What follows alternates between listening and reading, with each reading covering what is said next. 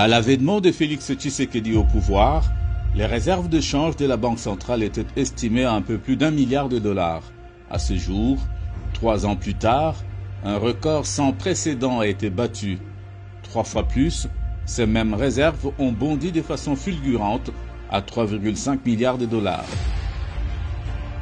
Le ministère des Finances n'a pas fait dans la dentelle, avec plus de recettes engrangées, moins d'évasion fiscale enregistrée. L'État congolais s'est définitivement rangé sur une rampe de lancement afin de remettre l'économie sur les rails. Question: comment traduire ces bénéfices dans le quotidien du Congolais et pourquoi les plus démunis d'entre eux ne les ressentent pas encore?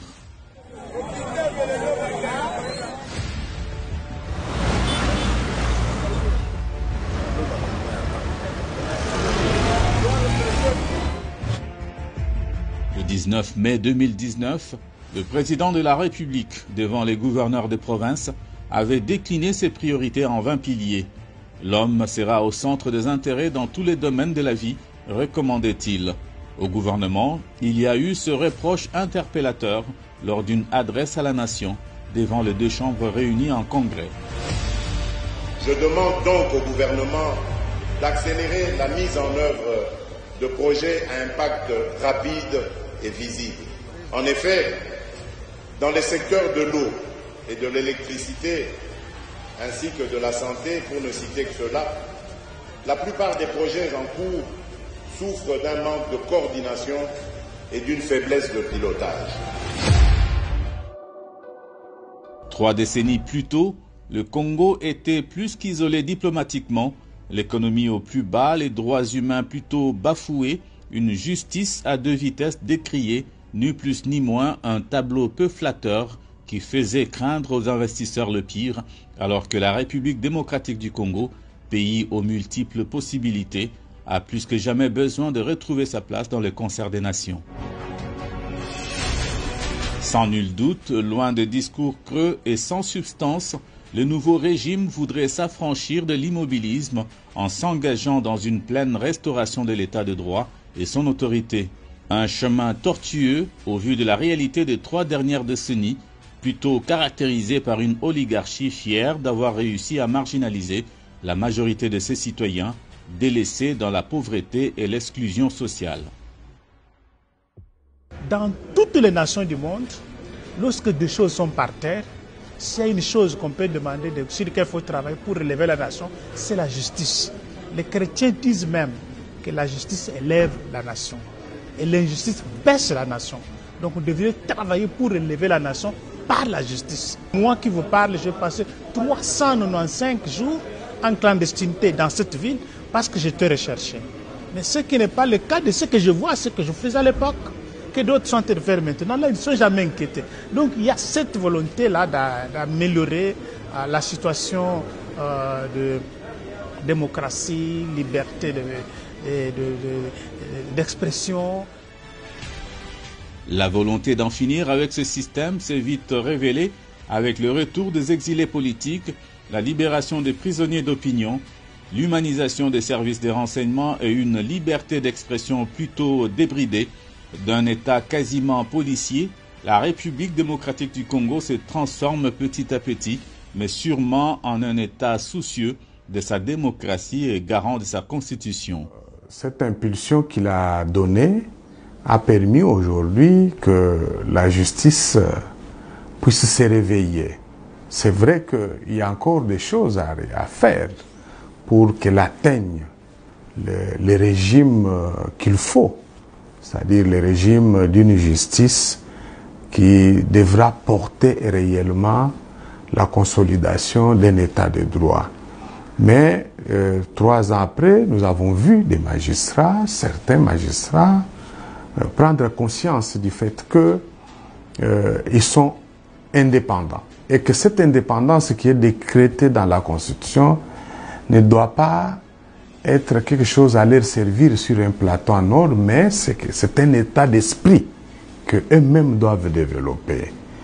Cela veut dire que cette indépendance ne voudrait pas dire que c'est un libertinage, un revirement vers les abus ou la constitution d'un gouvernement, des juges ou des magistrats, mais c'est se mettre au service du droit et pour le droit. Se sentir être dans un devoir, d'avoir le devoir de ne servir que les droits, et cela passe par leur engagement dans la lutte contre la corruption sous toutes ses formes. L'administration de la justice est un des attributs régaliens de l'État. Et pour bien l'administrer, l'État doit investir. Aujourd'hui, nos cours et tribunaux, les parquets fonctionnent sans frais de fonctionnement. Ce qui est donné aux magistrats n'est pas à la hauteur de la...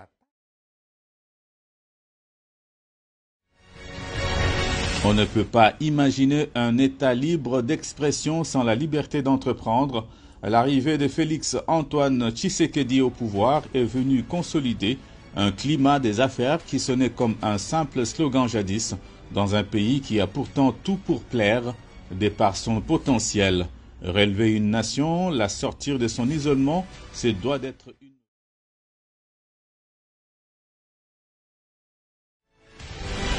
Il est important quand même qu'on fixe les gens sur la question du climat des affaires. Simplement, c'est ce qui s'appelle un ensemble des efforts, un ensemble des facteurs d'ailleurs qui sont fournis dans différents secteurs. Je peux appeler les secteurs politiques, les secteurs sociaux, les secteurs touristiques, les secteurs économiques, les secteurs judiciaires, les secteurs administratifs. Ces différents efforts qui sont fournis pour rendre viable ce que j'appelle une sorte de cadre pour qu'un opérateur économique se sente à l'aise avec des règles transparentes afin qu'elles puissent aujourd'hui se mettre en place. Et ces différents facteurs font en sorte qu'on juge qu'un pays a un climat des affaires assaini ou un climat des affaires complexe ou un climat des affaires qui pose problème. Aujourd'hui, lorsque vous regardez les différents efforts qui sont fournis sur la question du climat des affaires, quels sont ces efforts? On a une feuille de route d'ailleurs qui a été validée au niveau du gouvernement. Et cette feuille de route a conduit à des assignations au niveau des différents ministres afin que ces ministres puissent se dire à l'horizon 2022, à l'horizon 2023, que différents secteurs soient assainis, qui par une réduction d'une taxe, qui par une insertion d'une loi, qui par une prise de décision, afin qu'un opérateur économique se dise « je peux venir investir dans ces pays ». Grâce à cette volonté, l'amélioration du climat des affaires ainsi que la promotion de l'entrepreneuriat deviennent une réalité. La confiance renaît, du coup, ouvrant petit à petit des brèches aux nouveaux investissements étrangers et à l'entrepreneuriat local. Hier, nous avons quand même une sorte d'image ternie du pays.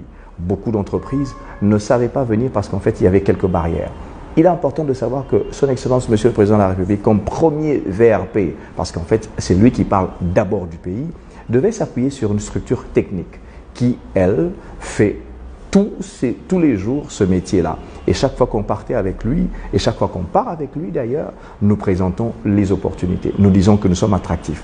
Est-ce que vous savez qu'il y a certains pays qui ne savaient pas que nous avons la loi sur le partenariat public-privé? Est-ce que vous savez qu'il y a certains pays qui ne savaient pas qu'on pouvait avoir un guichet unique de création d'entreprise? À la faveur de toutes ces missions avec Son Excellence Monsieur le Président de la République, des portes nous ont été ouvertes parce que nous nous sommes appuyés sur sa caution morale pour que les gens nous disent on peut vous recevoir parce que le Président de la République fait de la question de la promotion des investissements et du climat des affaires parmi les chevaux de bataille les plus importants. Je suis allé dans un pays et il y a un opérateur économique qui m'a dit nous croyons en votre pays parce que votre président a de l'engagement sur les questions du climat des affaires. Travailler à l'amélioration du climat des affaires ne peut pas rimer avec le retour de la RDC sur la scène internationale, briser l'isolement diplomatique dont le pays a hérité après une trentaine d'années de léthargie et de rejet s'avérait une priorité incontournable. La réhabilitation de l'image de la diplomatie congolaise a un prix. Pour une opinion publique nationale longtemps flouée, les sorties multiples du président de la République à cet effet ne pouvaient que susciter interrogations et inquiétudes. Dès son accession au pouvoir, il a compris que la diplomatie peut jouer un rôle important dans le développement du pays. Voilà pourquoi il a lancé le concept de diplomatie de développement. Le président de la République pense que si on a des bons diplomates, si le pays existe à l'international, ça peut contribuer en grande partie à ramener des investissements, à la création des entreprises et donc au développement du pays. Parce qu'il est convaincu, lui, le président de la République, qu'on ne peut pas se développer en solitaire, en autarcie.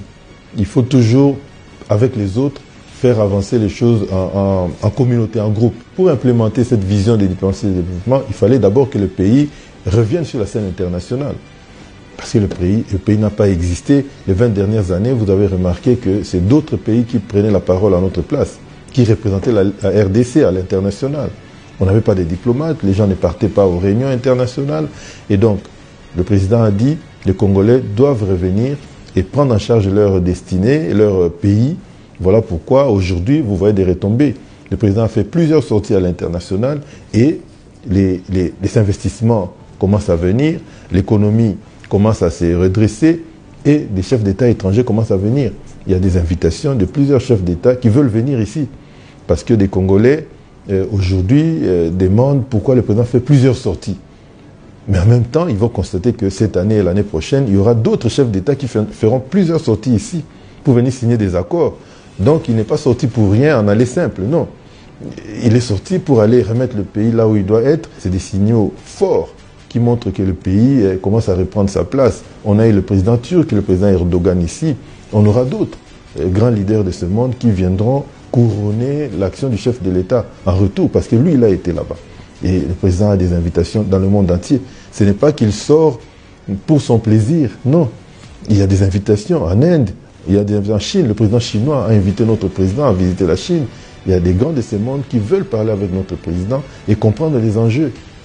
Vous êtes sans savoir que le pays joue un rôle stratégique dans sa situation géographique, dans sa configuration actuelle, par ses richesses du sous-sol. Ça, on ne peut pas se cacher. Donc, les enjeux du prochain millénaire se joueront dans notre pays et nous devons être à la hauteur. Et le président a compris, voilà pourquoi il travaille plus à l'international dans ce secteur-là. Nous comprenons l'impatience des Congolais parce qu'on est au fond du trou. Et quand le président arrive, il a trouvé le pays nulle part. Le pays était dans la rue. Et donc, il y a un travail qui doit être fait pour remettre le pays, pour qu'on nous prenne à nouveau au sérieux, pour respecter notre parole, nos accords. Et après, il y aura des résultats. Mais aujourd'hui, au bout de 3 ans de cette action, force est de constater que le pays est en train de se redresser. Pour un pays qui mise sur les jeunes, on se doit d'aller au-delà des simples promesses. La jeunesse est l'avenir de demain, dit-on. L'éducation, la formation et l'emploi se doivent d'être les maîtres mots dans un pays où, numériquement, ils sont majoritaires. Avec la problématique liée à l'autonomisation de la femme, la promotion des jeunes devient une nécessité absolue dans une société où ils ont été longtemps négligés, marginalisés. La jeunesse constitue 60% de la population. La jeunesse est donc une priorité. Voilà pourquoi le programme du gouvernement de son Excellence Monsieur le Premier ministre Jean-Michel Sama Lukonde a prévu dans le pilier 14 l'autonomisation et la promotion de la jeunesse. Et dans cette autonomisation, nous avons pensé d'abord à relancer la promotion de jeunes à travers l'entrepreneuriat par la mise en place d'un programme national de promotion de l'entrepreneuriat qui constitue en fait à la formation de la jeunesse, mais également à un soutien accordé aux jeunes à travers les différents mécanismes nationaux et internationaux. Il y a également la question liée à l'insertion socio-professionnelle de jeunes à travers nos centres d'insertion qui sont en train de subir aujourd'hui, il faut le dire, une cure de réhabilitation et d'équipement aussi. C'est pour permettre à ce que les jeunes aient des bonnes capacités à faire face à tous les besoins d'emploi. Et pour finir, c'est la promotion de l'éducation citoyenne auprès des jeunes. Promouvoir la jeunesse, la préparer à gérer son futur, c'est aussi relever le défi d'une société qui neutralise en amont les germes de la corruption et de toutes sortes d'antivaleurs qui y ont élu domicile. Les degrés des antivaleurs que nous avions trouvés et nous a pratiquement révoltés. Donc nous avions atteint des proportions trop élevées. On s'est dit il fallait vraiment adopter une méthode de choc. Nous avions déjà dénoncé les détournements des deniers publics de l'Équateur, les détournements des fonds destinés à la construction du gouvernorat de l'Équateur. Nous avions dénoncé les baleinières qui ont été donnés par la société Sodeform à la province de l'Équateur, qu'on a détourné, des maisons qui ont été détournées. Il y a un rapport. Ça fait aujourd'hui près de 10 mois sous la table du procureur général près la Cour de cassation, établissant le fait de mégestion. Donc c'est la première province. Il s'en est suivi la ville de Kinshasa. L'année passée, vers le mois de juillet, août, nous avions contrôlé la ville de Kinshasa. Mais malheureusement, je l'ai dit toujours, ce contrôle a porté sur une courte période parce que le gouverneur qui était là, qui est là, venait d'arriver à peu près à 7 mois. Donc nous avions contrôlé sa gestion débitant. Mais le gros des contrôles était porté sur au fait ses prédécesseurs. Mais nous avions relevé au cours de ces contrôles un certain nombre d'anomalies et la ville de Kinshasa nous a demandé 6 mois pour corriger ces anomalies. Nous avions mis ça à la disposition de la ville de Kinshasa comme recommandation. Nous avions demandé qu'on améliore. Il y avait notamment l'absence de beaucoup de pièces justificatives dans l'exécution des dépenses. Comme ils venaient d'arriver, ils ont demandé 6 mois pour que toutes ces situations soient régularisées. Nous avions demandé qu'on puisse accroître sur les recettes de la ville la part de l'investissement, parce que l'investissement était à 2 ou 3%. Toutes les recettes étaient vers le fonctionnement. Nous avions demandé qu'on puisse corriger, parce que gérer une ville aujourd'hui, ce n'est pas le fonctionnement, c'est la visibilité, c'est la capitale. On a besoin de beaucoup plus de moyens à mettre dans la propriété, dans l'investissement, dont nous avions eu à faire des recommandations. Après la province de la ville-province de Kinshasa, nous avions contrôlé la province de Lualaba, la province de Haut-Katanga, la province de Tanganyika, la province de Olomami. Nous avions contrôlé la province de Maniema, la province de Maïndombe. Nous avons contrôlé la province de Kwango. Nous avons contrôlé la province de la Chopo. Et nous avions contrôlé la province du Congo central. Voilà, là où nous avions contrôlé. Donc il y a des rapports qui vont venir comme Chopo, comme Maniema, comme Kwango, Tanganyika, Olomami. Partout là nous avions contrôlé et nous avons des rapports avec des faits extrêmement importants. Durant des décennies, les gouvernants avaient confondu les trésors publics aux biens sans maître. À ce jour, personne n'est à l'abri. Tous peuvent être inquiétés. Nous avons l'opportunité aujourd'hui d'avoir un chef de l'État qui nous a laissé les mains libres. Quand nous terminons le contrôle, nous lui faisons rapport. Tous les rapports que nous faisons, il nous dit appliquer les dispositions légales. S'il y a des faits infractionnels, amenez à la justice. S'il y a des faits de mégestion, faites, au moins je suis informé, vous avez mon appui. Il ne nous a pas empêché de faire un travail. Il ne nous a pas dit coincez tel, ne faites pas ceci à tel. Non.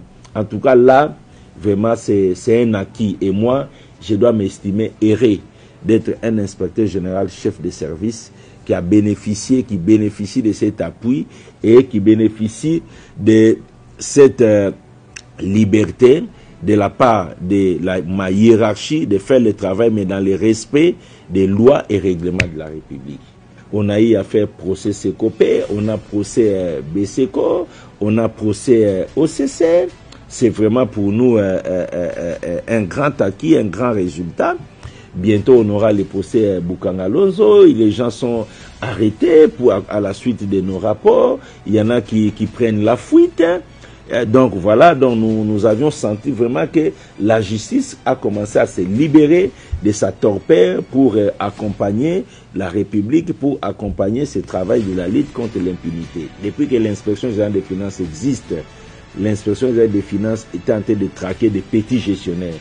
Ce que nous appelons petits gestionnaires, ce sont les comptables publics, ce sont des directeurs financiers. C'est seulement dans les mandats de son Excellence Félix Antoine Tshisekedi Tshilombo que les grands gestionnaires sont traqués. Par grands gestionnaires, j'ai dit les mandataires publics, les DG, les membres du gouvernement et les gouverneurs. Il a donné à la liberté à l'inspection générale des finances d'atteindre ces niveaux-là parce que les antivaleurs étaient vraiment un niveau inqualifiable. Miser sur l'homme en investissant dans tous les domaines de sa vie, Telle est la priorité des priorités de Félix-Antoine Tshisekedi Tshilombo, parce que le plaçant au centre de tous les intérêts, on vise son développement intégral. Certains l'ont vite compris, tels les efforts aujourd'hui déployés en vue de la révalorisation de la fonction publique. De manière générale, je dirais que l'administration publique de notre pays est en plein chantier. Nous sommes, suivant les orientations, comme vous l'avez dit, de Son Excellence Monsieur le Président de la République, en train de remettre de l'ordre après les chaos et d'envisager par la suite l'avenir.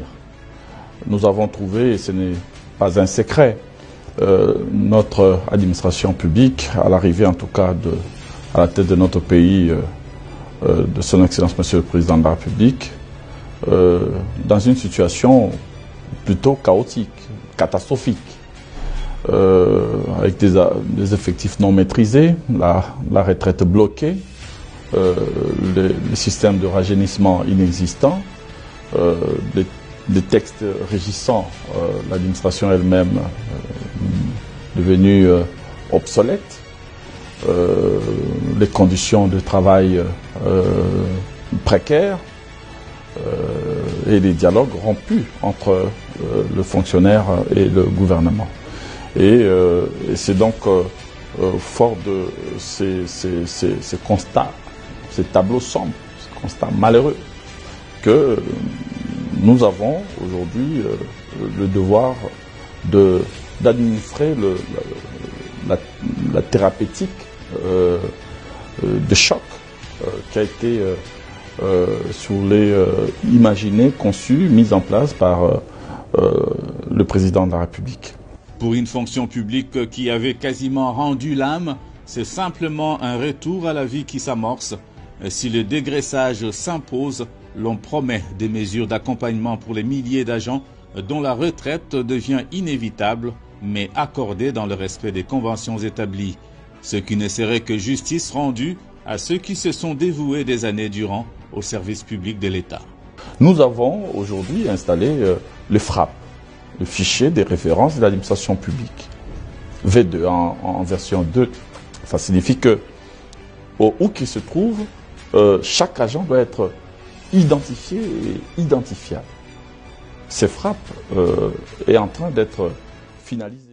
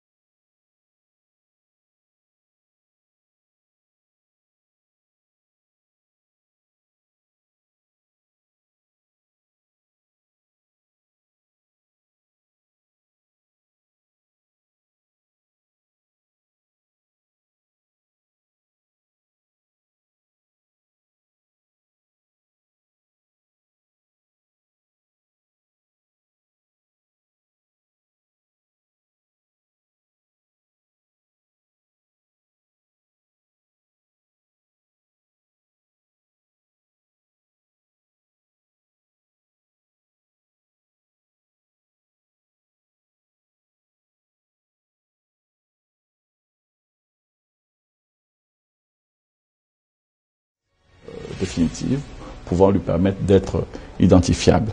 Et ensuite, dès lors que nous aurons maîtrisé les effectifs, je l'ai dit, nous allons relancer la retraite.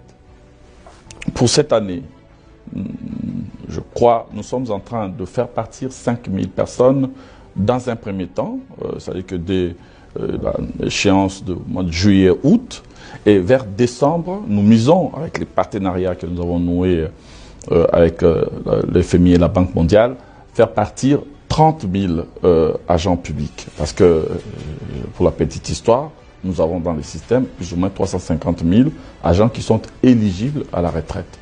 Et ces départs vont nous permettre d'ouvrir la vanne du rajeunissement qualitatif. Et nous voulons aussi en même temps compétitif, avec des concours dans chaque province, parce qu'il faut que ces rajeunissements se fassent sur toute l'étendue du territoire national. Et avec ça, nous allons maintenant commencer un nouveau chapitre de notre administration publique avec ces jeunes qui maîtrisent les outils informatiques. On espère maintenant accélérer le processus pour la modernisation de l'administration.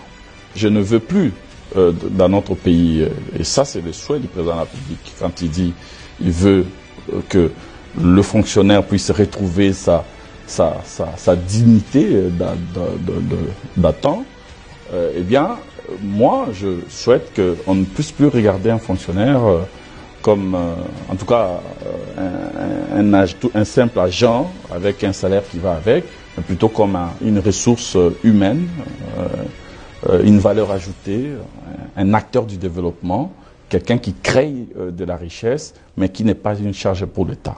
Mais il y a aussi ceux qui sont sans voix, des anciens retraités, ceux qui ne peuvent plus manifester. Là aussi, le président de la République a souhaité voir une amélioration nette de leurs conditions de travail parce qu'il n'a pas accepté de voir un retraité qui a servi l'État toucher une modique somme de 8 000 francs dans notre pays. Depuis plus de 30 ans, c'est ce qui a existé dans ce pays. De veuves dont le mari décédé a servi l'État, ont touché 1500 francs.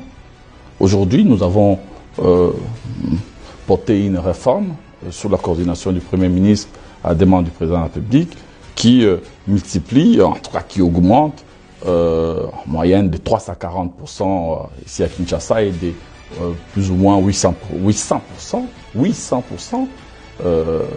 pour les fonctionnaires en province, le fonctionnaire retraité, les anciens retraités d'avant 2015, avant que l'on ne puisse créer la SENSAP, parce que tous seront déversés et désormais donc à la SENSAP pour voir leur traitement révalorisé. Le rêve d'un pays où il fait beau vivre, exempt des tracasseries et d'oppression, un pays où la démocratie restera le corollaire de la liberté d'expression. Nous devons saluer une des mesures qui a été prise par le chef de l'État, supprimer toutes les barrières. Moi, je suis parti de Chikapa jusqu'à Kinshasa.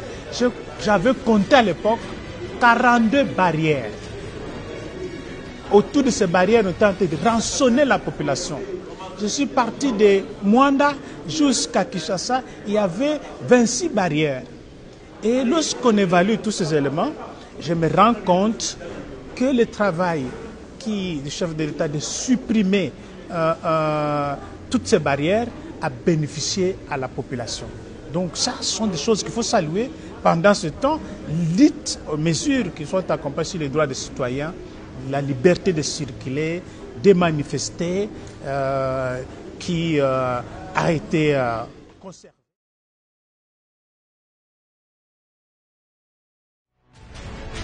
Il y a eu la libération de tous les prisonniers politiques et d'opinion. Et aujourd'hui, j'entends les gens dire qu'il y a des prisonniers d'opinion. On doit faire très très attention. À mon avis, aujourd'hui, il n'y a pas de prisonniers politiques ou d'opinion dans nos prisons. Il y a tout simplement des personnes condamnées pour des faits de droit commun. Ceux qui sont rentrés bénéficient aussi de l'ouverture de cet espace qui permet à ce que personne ne puisse être réprimé, poursuivi pour avoir tout simplement critiqué la gestion de la République. Mais la critique doit se faire en tenant compte des propos. Il ne faut pas que ce soit des propos qui poussent les autres, qui incitent les autres à la haine tribale, haine ethnique, ou qui poussent les gens à la violence. L'espace d'expression des libertés des citoyens est ouvert. Ça, je dois le confirmer. C'est vrai, nous c'est ça le travail, nous observons, nous avons des éléments objectifs qui nous permettent de le dire. Pourquoi? Parce que, contrairement à ce que les gens pensent, que dans une démocratie, la démocratie veut dire que vous pouvez vous réveiller le matin, vous allez sur le boulevard du 30 juin, vous êtes une dizaine, vingtaine ou une centaine, vous commencez avec une marche. Vous empêchez les autres? Non, pas du tout. Le président Félix est au pouvoir. nous ne connaissons plus les cas de filature parce que nous-mêmes, nous avons payé les frais. Nous ne connaissons plus cette affaire-là de voir à nos bureaux ici ou bien à l'extérieur, voir les agents de renseignement venir nous épier. Ça n'existe plus. À petits pas, mais sûrement, le long terme se prépare aussi pour une jeunesse longtemps négligée, mais que le nouveau régime s'emploie à soutenir et à accompagner, qu'il s'agisse de l'éducation, de l'emploi ou de l'entrepreneuriat. Pour valoriser le jeune, premièrement, je salue d'abord la décision de son Excellence, Monsieur le Président de la République, Félix Antoine Tshisekedi Tshilombo, d'avoir rendu effective la gratuité de l'enseignement. C'est un programme qui a permis aujourd'hui plus de 4 500 000 enfants puissent retrouver le chemin de l'école, mais également qui a permis à beaucoup de parents d'économiser des frais qui hier étaient dus au paiement des frais scolaires, mais aujourd'hui, ces frais peuvent être utilisés dans la famille pour des besoins économiques et même pour investir. Et ce programme a également permis à ce que plus de 150 000 enseignants puissent être repris sur les listings de paie. Et il faut quand même le reconnaître, aujourd'hui on ne parle pratiquement plus de la problématique des non-payés et des nouvelles unités. À travers toute la République, nos centres d'insertion socio-professionnelle aujourd'hui ont un programme uniformisé parce qu'à l'époque, nous avions 3 programmes. Un programme appuyé par l'APFE, un autre programme appuyé par l'OIF et un autre programme qui a été élaboré par le gouvernement congolais.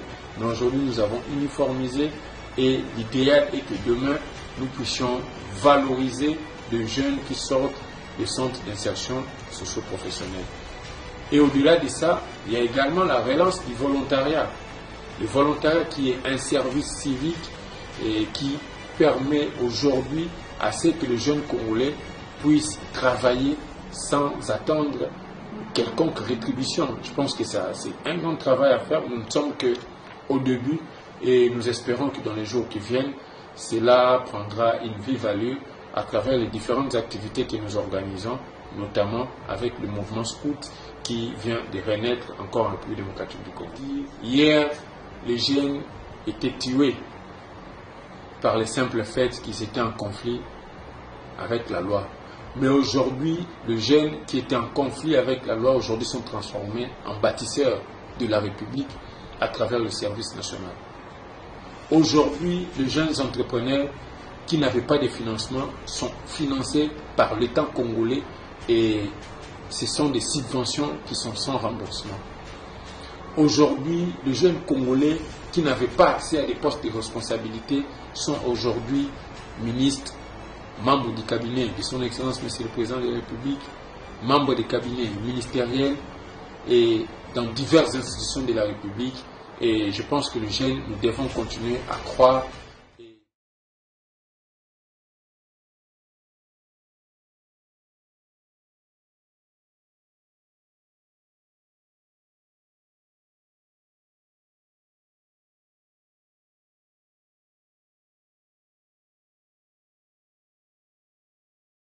Jeune. Ça veut dire qu'un opérateur économique qui veut s'investir ici a une main-d'œuvre, enfin déjà une main-d'œuvre. Qualifiée, c'est une autre branche, mais déjà une main-d'œuvre disponible. Ensuite, ces jeunes aujourd'hui, hier, on avait quand même un petit point sur l'éducation qui était orientée vers des aspects simplement d'être administratif, mais avec les questions d'entrepreneuriat, des questions d'investissement. Aujourd'hui, on est en train de miser sur une éducation qui les pousse à être des entrepreneurs. Le système LMD fera en sorte que nous puissions arriver à produire des jeunes créateurs d'emplois. Au-delà de ça, les locaux, c'est-à-dire les nationaux, mes compatriotes, lorsqu'ils ont besoin de pouvoir créer l'entreprise, ils puisent dans la jeunesse congolaise en se disant: est-ce que je peux trouver un bon juriste, un bon économiste, un bon menuisier, un bon maçon? Est-ce que je peux trouver un bon médecin? Un certain nombre de choses. Et ça, c'est un élément important. Mais au-delà de ça, nous avons aussi un programme qu'on appelle le Programme national pour le développement de l'entrepreneuriat, qui est géré au niveau du ministère des petites et moyennes entreprises congolais. Et là, nous avons ce qu'on appelle la loi sur l'entrepreneuriat congolais qui va, nous pensons et nous prions qu'elle puisse arriver à terme à la fin de cette année. Dans cette loi, il y a des avantages qui sont mis en place pour que les startups soient formalisées, pour que les petites et moyennes entreprises connaissent d'une certaine manière une sorte d'amnistie pendant la première année dans laquelle ils sont en train de s'investir. Cela va susciter que les gens quittent l'informel et aillent dans le formel. Nous pensons que cela va diminuer les petits conflits des Koulouna, cela va diminuer les questions de défis sécuritaires et les gens vont se focaliser à créer de l'emploi.